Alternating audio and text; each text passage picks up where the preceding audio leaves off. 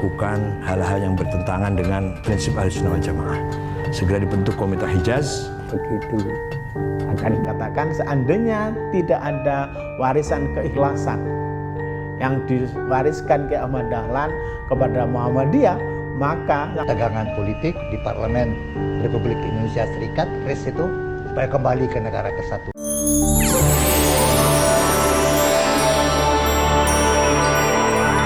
Assalamualaikum warahmatullahi wabarakatuh. Halo guys, selamat datang di channel Kabar Nusantara, informasi seputar berita di Nusantara. Di sini saya akan membagikan video mengenai Ormas Islam untuk NKRI. 5 organisasi Islam berpengaruh di Indonesia. Tonton sampai habis ya. Wahai saudaraku sekeyakinan, mari subscribe channel saya. Jika Anda subscribe, maka otomatis Anda membantu saya. Dengan membantu orang lain, Anda bisa masuk surga. Loncengnya jangan lupa untuk mendapatkan informasi dan video menarik terbaru dari kami. Kami minta maaf apabila ada kata-kata yang salah dan kurang sopan, karena kami sebagai manusia biasa yang tidak luput dari salah dan lupa. Selamat menyaksikan. Ormas Islam untuk NKRI. 5 organisasi Islam berpengaruh di Indonesia. Luasnya geografis Indonesia dari Sabang sampai Merauke membuat lahir banyak organisasi masyarakat, ormas. Ini mulai dari ormas agama, nasional, kepemudaan dan kedaerahan. Umumnya, organisasi yang paling mendominasi adalah ormas Islam. Di Indonesia, ormas Islam berdiri karena pengaruh pembaruan Islam. Ada berbagai latar belakang dari pendirian ormas Islam di Indonesia. Hal tersebut membuat beberapa ormas di Indonesia cukup dikenal dan cukup berpengaruh. Berikut adalah beberapa organisasi masyarakat Islam yang terkenal dan berpengaruh di Indonesia dikutip berbagai sumber. 1. Nahdlatul Ulama. Nahdlatul Ulama atau NU telah berdiri sejak tanggal 31 Januari 1926 yang bertempat di kota Surabaya. NU ini memiliki tujuan untuk membela praktik Islam tradisionalis, sesuai dengan akidah Asy'ariyah dan fikih mazhab Syafi'i, dan kepentingan ekonomi anggotanya. Sehingga pandangan keagamaannya tidak jauh dari kata tradisionalis, karena mentoleransi budaya lokal selama tidak bertentangan dengan ajaran Islam. Menurut data dari Kemenak, anggota NU berkisar sekitar lebih dari 95 juta penduduk di 2021. NU juga merupakan badan amal yang mengelola pondok pesantren, sekolah, perguruan tinggi, dan rumah sakit serta mengorganisir masyarakat untuk membantu peningkatan kualitas hidup umat Islam. 1 abad NU, berikut sejarah singkat berdirinya. Nahdlatul Ulama atau yang disingkat dengan NU menurut penanggalan Hijriah pada tahun 2023 berusia 100 tahun atau 1 abad. Organisasi ini berdiri pada tanggal 16 Rajab 1344 Hijriah atau bertepatan dengan 31 Januari 1926 Masehi. NU adalah organisasi Islam terbesar di Indonesia yang bergerak di bidang keagamaan, pendidikan, sosial dan ekonomi. Sejak awal pendiriannya, NU dari waktu ke waktu berkontribusi besar dalam memperjuangkan dan mempertahankan kemerdekaan, dan kini para anggotanya terlibat aktif dalam pembangunan di berbagai bidang. Melansir dari NU.org.id bahwa berdirinya NU merupakan rangkaian panjang dari sejumlah perjuangan. Karena berdirinya NU merupakan respons dari berbagai problem keagamaan, peneguhan mazhab, serta alasan-alasan kebangsaan dan sosial masyarakat. Pendirian NU dibentuk oleh para kiai ternama asal Jawa Timur yang digawangi oleh Kiai Haji Wahab Chasbullah. Sebelumnya para kiai pesantren telah mendirikan organisasi pergerakan Nahdlatul Wathon atau Kebangkitan Tanah Air pada 1916 Masehi, serta Nahdlatul Tujar atau Kebangkitan Saudagar pada 1918 Masehi. Kiai Wahab Chasbullah pada tahun 1914 Masehi juga mendirikan kelompok diskusi yang ia beri nama Tashwirul Afkar atau Kawah Candra di Muka Pemikiran, ada juga yang menyebutnya Nahdlatul Fikr atau Kebangkitan Pemikiran. Dengan kata lain, NU adalah lanjutan dari komunitas dan organisasi-organisasi yang telah berdiri sebelumnya, namun dengan cakupan dan segmen yang lebih luas. Hingga saat ini, yang biasa disebut sebagai pendiri NU adalah 3 kiai besar asal Jawa Timur. Meski di luar mereka ada sederet nama lainnya yang turut berperan di awal-awal terbentuknya NU. Berikut ini 3 kiai asal Jombang tersebut. 1. Kiai Haji Hashim Asy'ari. 2. Kiai Haji Abdul Wahab Chasbullah. 3. Kiai Haji Bisri Syansuri. Mengapa mereka bertiga? karena mereka yang berperan banyak di awal pembentukan NU. Mereka juga pimpinan tertinggi NU waktu itu.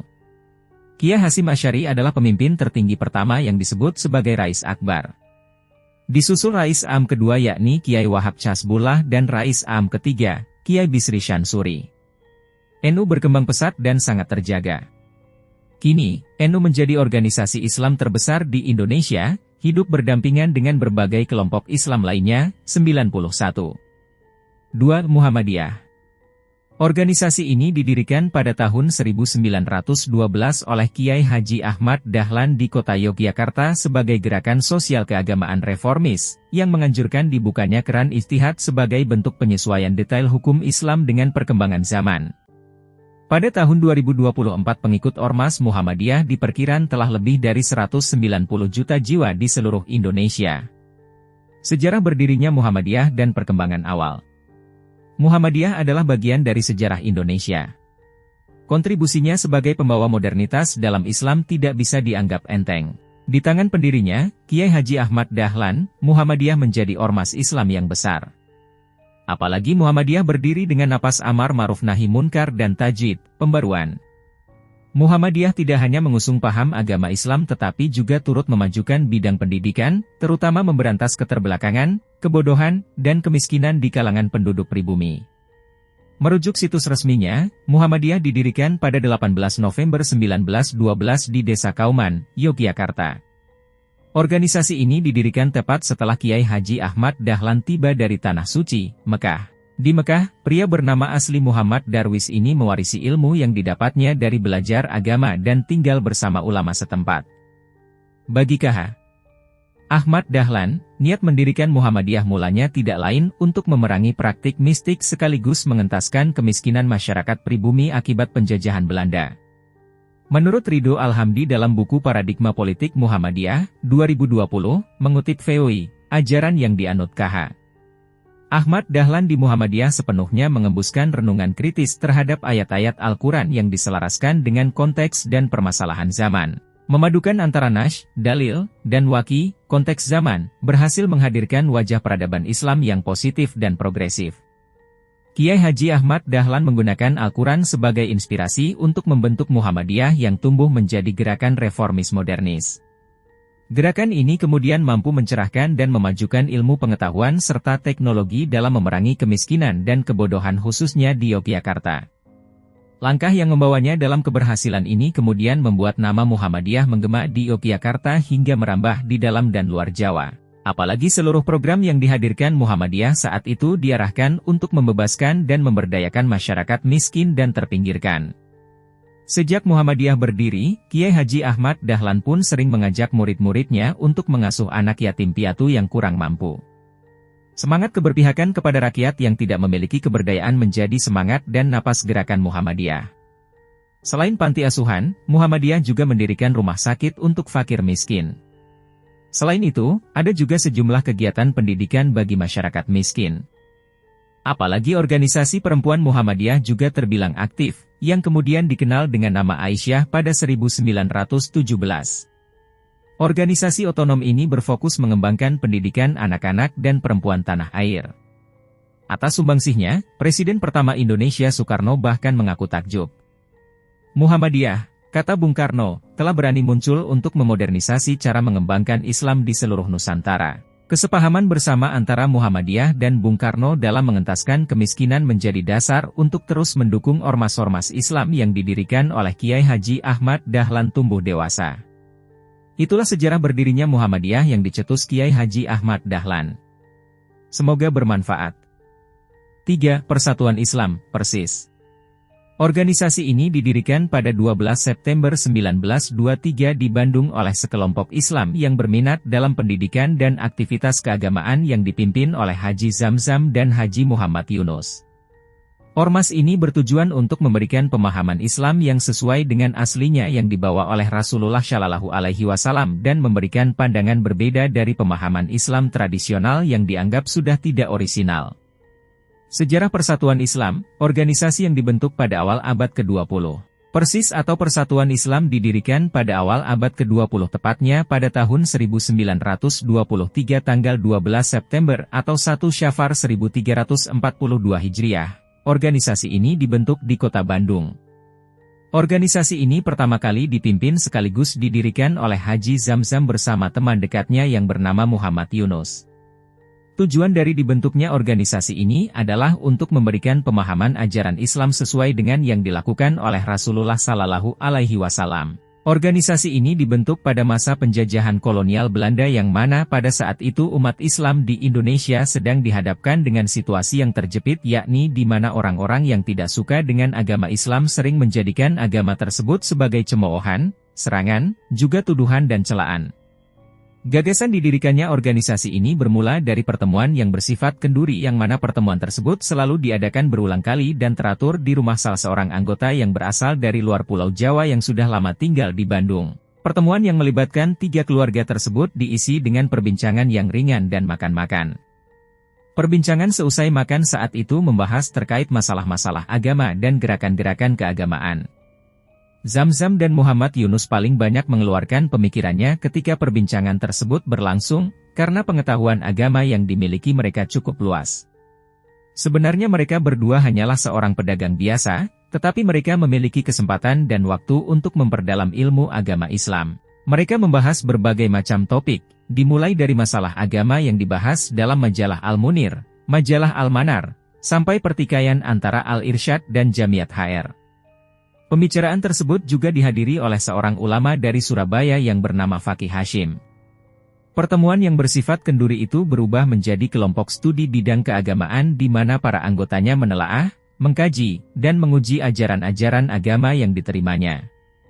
Dengan pengetahuan agama mereka yang kian meluas, para anggota kelompok tersebut juga mengajarkan kepada sesama muslim di sekitar mereka. Muncullah beberapa kelompok penelaah yang seperti di Bandung di berbagai daerah di Indonesia. Kelompok-kelompok tersebut selalu berhubungan dengan kelompok pertama, yakni kelompok yang di Bandung. Dengan adanya hubungan horizontal, kelompok tempat lain dengan kelompok pertama Bandung, akhirnya kelompok-kelompok tersebut secara resmi mendirikan organisasi yang memiliki hubungan vertikal dengan nizam jamiah yang pasti. Organisasi tersebut dinamakan dengan Persatuan Islam, oleh kelompok pengkajian agama Islam itu. 4. Persatuan Umat Islam, PUI. Organisasi ini berdiri pada tanggal 21 Desember 1917 di Jawa Barat. Organisasi ini merupakan gabungan dari 2 organisasi massa Islam, yakni Perikatan Umat Islam, PUI, dari Majalengka, dan Persatuan Umat Islam Indonesia, PUI, dari Sukabumi. PUI sendiri didirikan oleh 3 tokoh Kiai Haji Abdul Halim, Kiai Haji Ahmad Sanusi, dan MRR Syamsuddin. Sejarah PUI. Berangkat dari kepedulian terhadap nasib bangsa, 3 tokoh Kiai Haji Abdul Halim, Kiai Haji Ahmad Sanusi, dan MRR Syamsuddin berjuang melepaskan bangsa Indonesia dari belenggu penjajahan, ketertindasan, kebodohan, kemiskinan, dan politik belah bambu, Divided Empire, yang dilakukan kaum penjajah. Maka dari itu mereka membentuk perhimpunan yang diberi nama Persatuan Umat Islam, PUI, dan tanggal 21 Desember 1917 diperingati sebagai hari lahir PUI. PUI dalam bentuknya kini adalah organisasi keagamaan kemasyarakatan yang bermula, berasal, dan berkembang dari 2 perhimpunan. Pertama, Jamiah Hajatol Qoiloeb yang berdiri di Majalengka pada Senin, tanggal 17 Juli 1911 Masehi, 20 Rajab 1329 Hijriah sebagai perkumpulan. Tujuannya, mewadahi kegiatan taklim agama Islam yang sudah berlangsung sebelumnya dengan nama Majelis Soal, Ilmi, serta program pendidikan melalui Madrasah Hianat Al-Muta'alimin dan kegiatan sosial ekonomi melalui koperasi dan usaha pertanian. Jamiah Hajatol Qoiloeb melalui rapat pengurus pada Selasa 16 Mei 1916 M. 13 Rajab 1334 Hijriah, diubah menjadi Jamiah Hianat Al-Muta'alimin. Namun, ketika diurus izinnya ke pemerintah Hindia Belanda, atas saran Haji Umar Said Cokroaminoto, namanya diubah menjadi Persjarikatan Ulama, PO, yang ditetapkan melalui besluit pemerintah pada Jumat 21 Desember 1917 Masehi, 06 Rabiul Awal 1336 Masehi. Governance Besluit nomor 43, ANRI, besluit ini diperbarui pada Sabtu, 19 Januari 1924 M 12 Jumadil akhir 1342 Hijriah dan pada Rabu 18 Agustus 1937 M 11 Jumadil akhir 1356 Hijriah. Tanggal pengesahan PO dari pemerintah yaitu 21 Desember 1917 M 06 Rabiul Awal 1336 Hijriah kemudian ditetapkan sebagai hari lahir PUI oleh Sidang Majelis Syura PUI. Kegiatan utama PO saat itu adalah pendidikan, berupa Madrasah MU Alimin yang didirikannya pada 1923 M 1342 Hijriah, kegiatan dakwah, sosial ekonomi, serta dilengkapi sejumlah organisasi otonom. Kemudian organisasi ini berubah nama menjadi Perikatan Umat Islam, PUI, pada Senin, 15 Februari 1943 Masehi, 10 Safar 1362 Hijriah.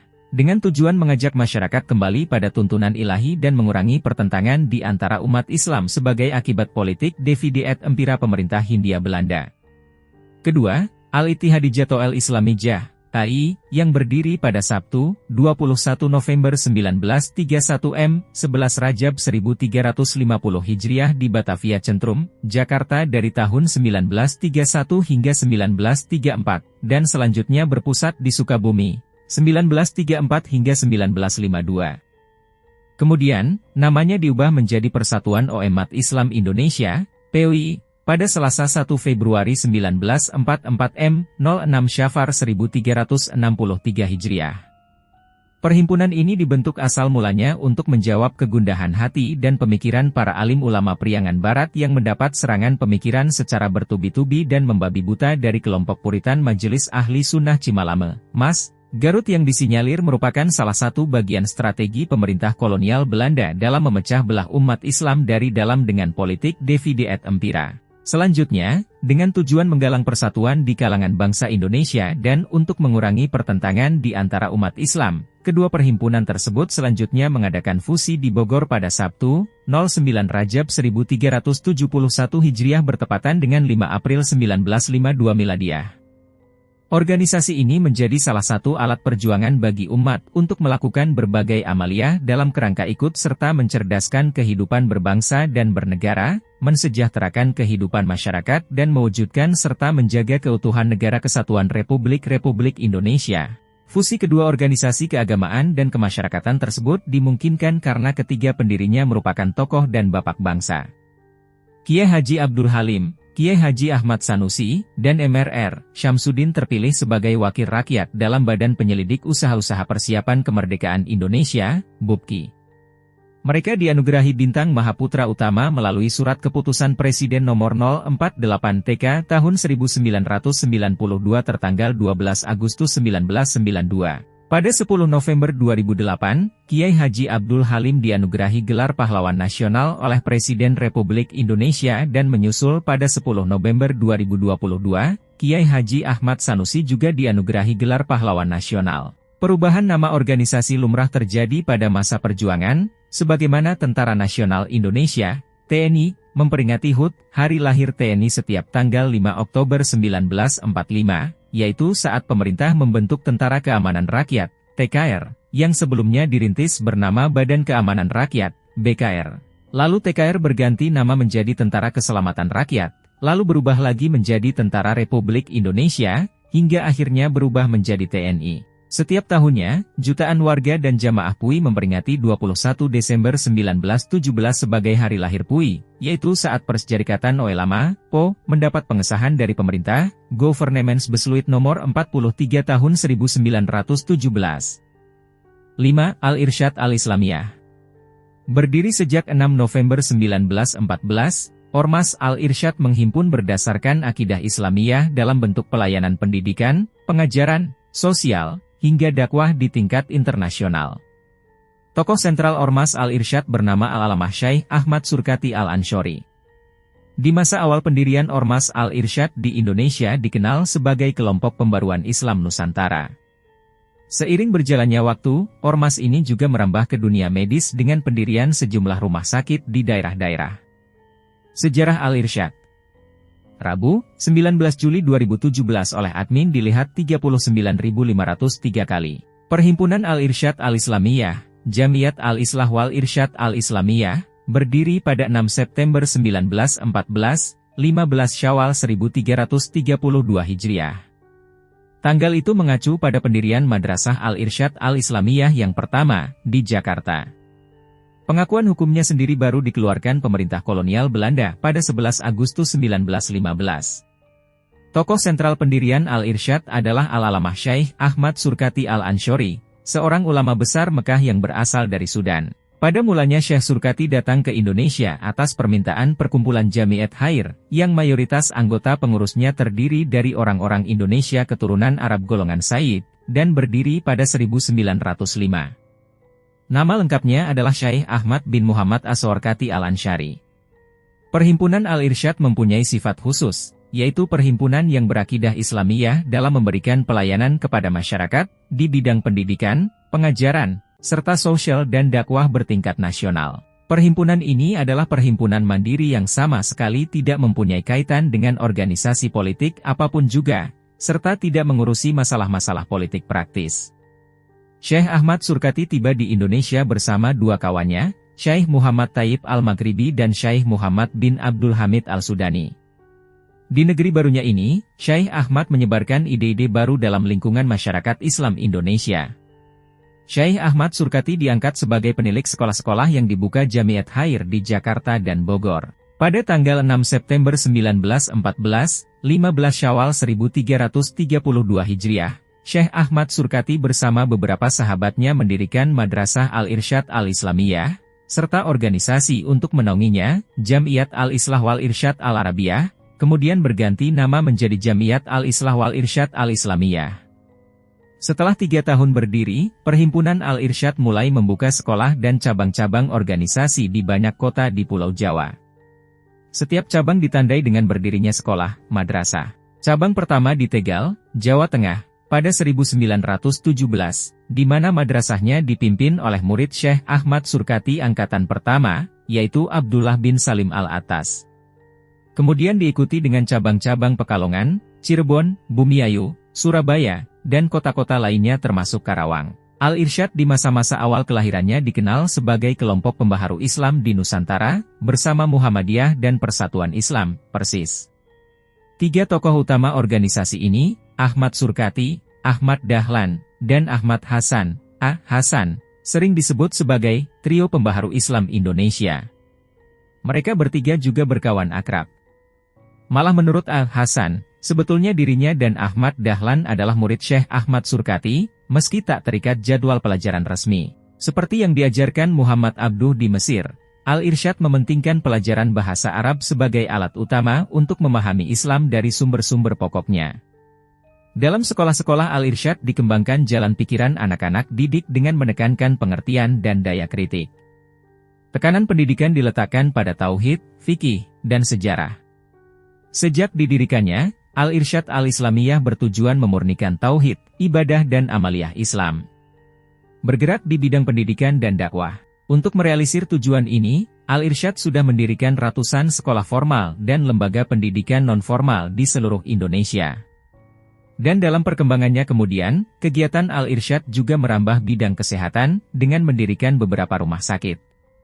Yang terbesar saat ini adalah RSU Al-Irsyad di Surabaya dan RS Siti Hadijah di Pekalongan. Demikianlah kabar Nusantara hari ini yang bisa kami informasikan.